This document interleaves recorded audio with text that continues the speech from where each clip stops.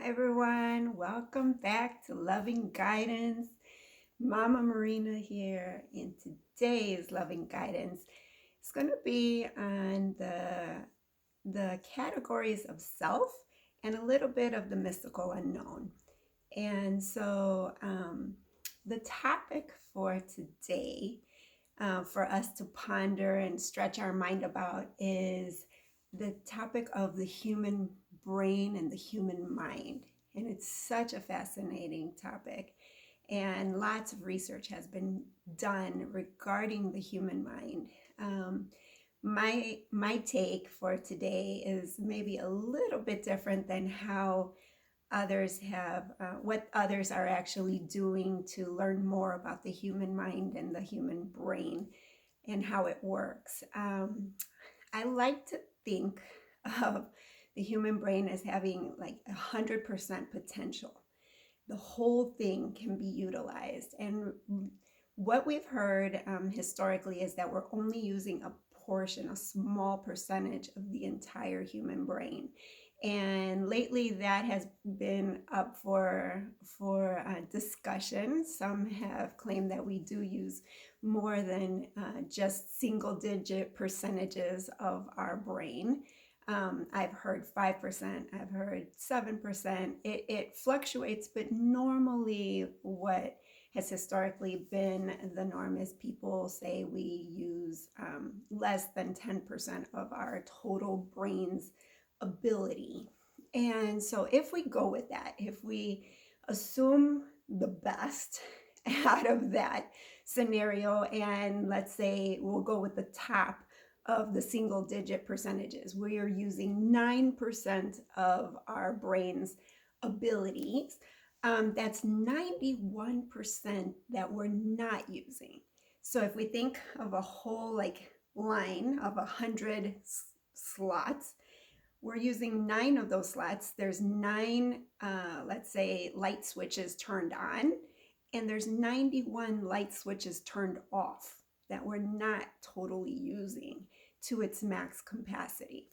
And so my loving guidance for today for us to ponder is, what if certain parts of certain people have certain light switches of that 91% turned on, but whereas the vast majority have not learned how to turn on certain light switches of that 91%. So what I mean by that is some people claim that they can levitate or telekinesis. There are paranormal abilities that most people do not generally feel they have.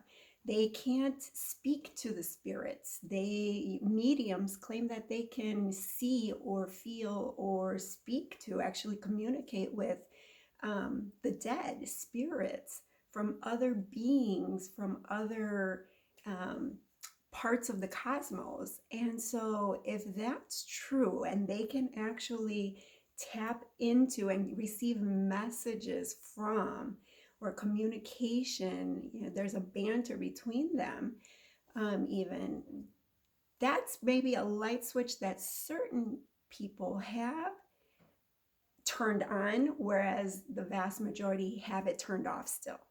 So it's not that every human on the planet doesn't have the ability to, let's say, levitate or have telekinesis or all of these other paranormal abilities. It's that certain humans have figured out how to have that turned on, or it was turned on in their brain from early on in their childhood. And so these other abilities that people have claim to have, most of the time they're just brushed off as crazy, or they just brush them off like they don't know what they're talking about, they need to take some medication or whatever, right? We always try to rationalize with the 9% of the brain that we are familiar with using. We just tap into, there must be, and that 9% of the brain that we use is really almost like a simple usage of the brain. It's just for survival. We use it for survival. how to escape from a tiger, how to walk and run and eat, and how to use our eyes to make sure that we're safe. And so it's a very, like, I guess you can say, just simple usage for survival, for the means of survival. But what about all the rest? Like, what about the rest of the brain's ability and our abilities that we may not have the light switches turned on those other 91, on that other 91% of our brain? And so, how do we, I guess, turn on those light switches on the aspects of the brain that we would like to? And so instead of just, I guess, tagging somebody as being crazy or they don't know what they're talking about, what if we dove deeper into their ability, what they're claiming to be able to do? If they can levitate and they can prove that, or there's a telekinesis or ESP or whatever other abilities people have tapped into, I think it would be interesting for us to try to approach it in a different manner instead of just brushing it off.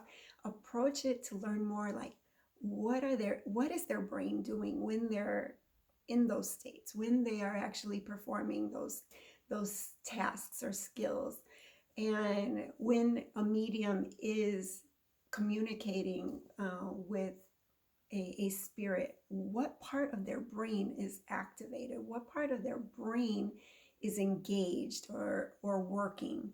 And I think if we started to um, be more open-minded to other abilities that we potentially have that are hidden, they're like hibernating. It's a light switch that's turned off, but all it takes is for us to turn that light switch on, and suddenly we would have that extra ability.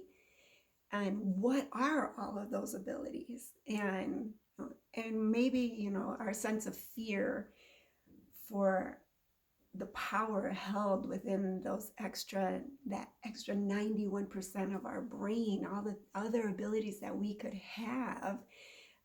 There's a sense of fear. What do they bring? What are they? What are we really capable of? Can we really just look at an object and bend it or move it? And so, and do we want to have those types of things? Do we want to be able to read somebody else's mental energies, what their thoughts are, and we can actually tap into that and start knowing what they're thinking without them having said a word? We can just tap into those mental energies. And so there's so much that we don't know. We don't know what we don't know, and that's the problem. And so I am posing this loving guidance on the self and on the mystical. The self, because it's our brain, it's a part of us, it is a part of our physical self, and then the mystical aspect is the unknown, what we don't know we can actually do with it. And all these potentials. I mean, think of the potentials. You have Nikola Tesla, you have Einstein, you had so many who were learning about the energy and the use of energy and how we can actually tap into our own, how we can tap into energy for our own benefit.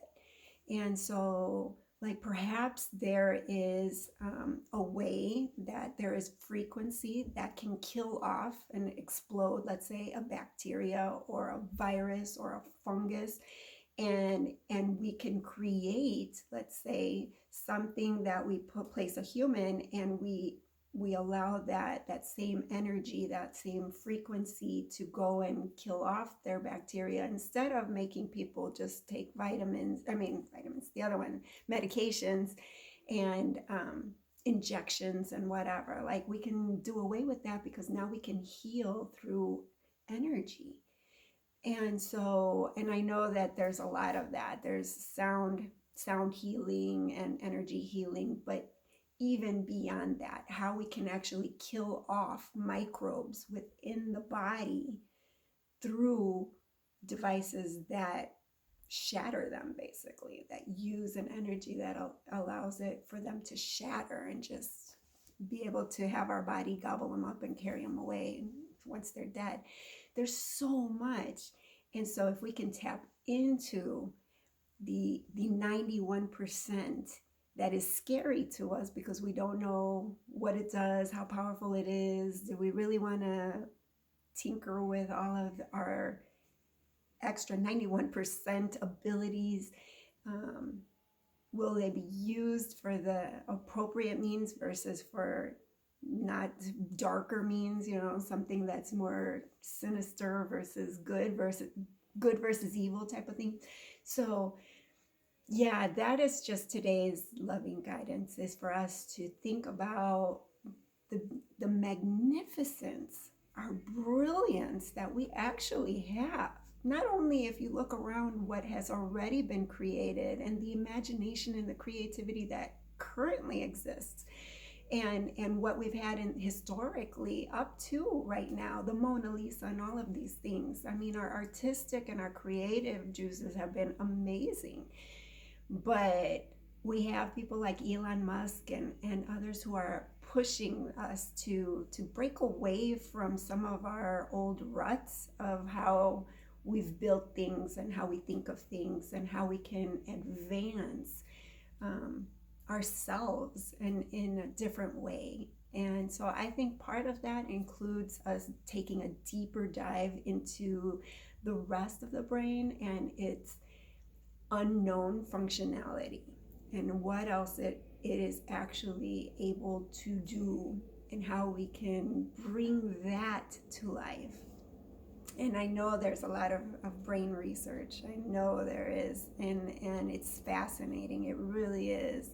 When you start to discover that people can start to do things with beyond their senses, without sight and smell and taste and hearing and the touch and so forth, that they can actually receive stimuli, and the brain knows how to process that stimuli beyond just what it receives through our normal senses. That's amazing.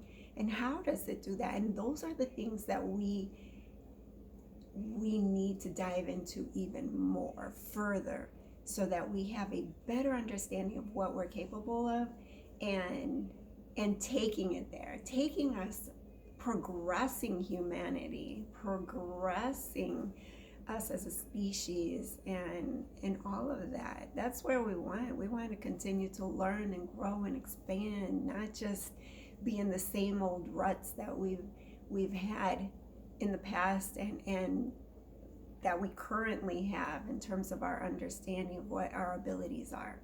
So that, and science has come a long way. I don't want to make it sound like science has not come a long way from caveman days to where we are today. It's like night and day, right? But